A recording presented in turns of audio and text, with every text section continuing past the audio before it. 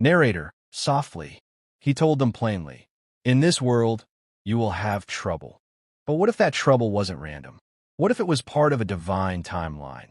A series of spiritual tremors shaking the world awake before the final storm.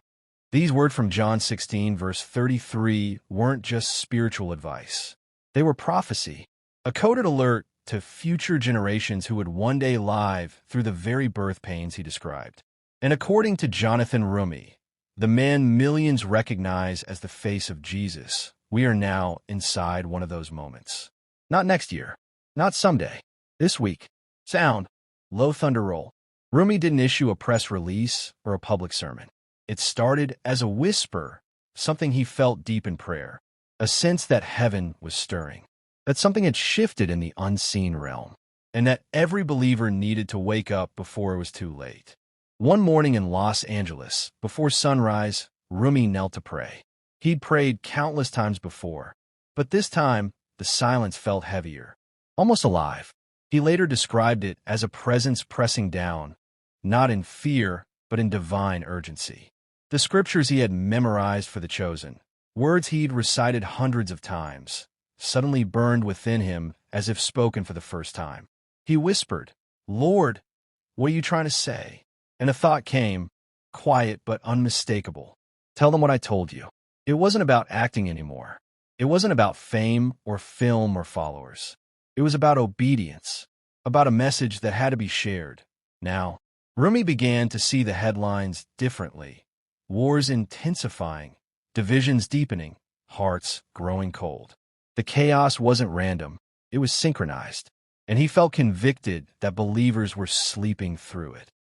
Jesus spoke of wars and rumors of wars, of nations rising against nations, of earthquakes, pestilence, and famine.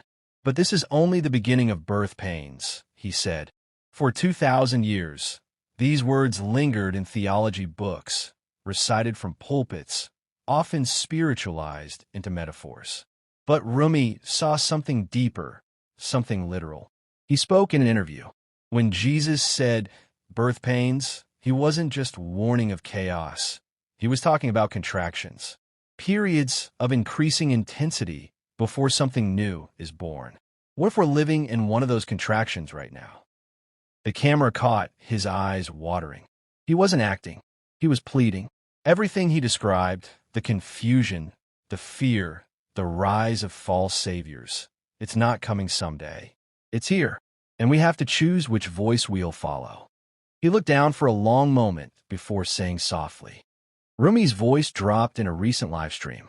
Jesus warned about deception, about false messiahs performing signs that could deceive even the elect.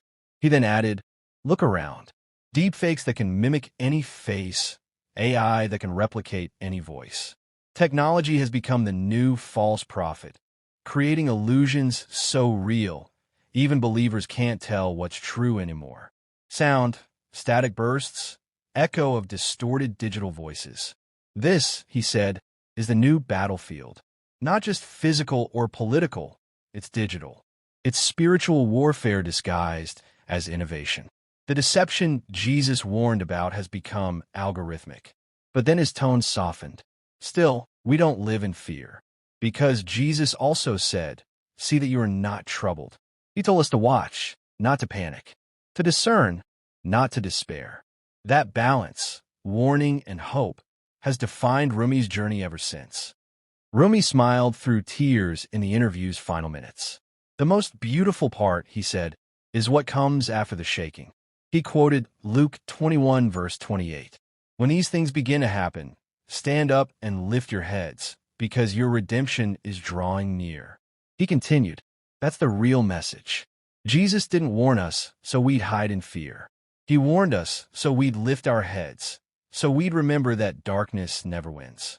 These aren't the end of all things. They're the birth of something new. The storm in the story shifts to dawn, the light slowly breaking over a quiet world. Every sound, from thunder to birdsong, symbolizes that divine rhythm, warning followed by renewal.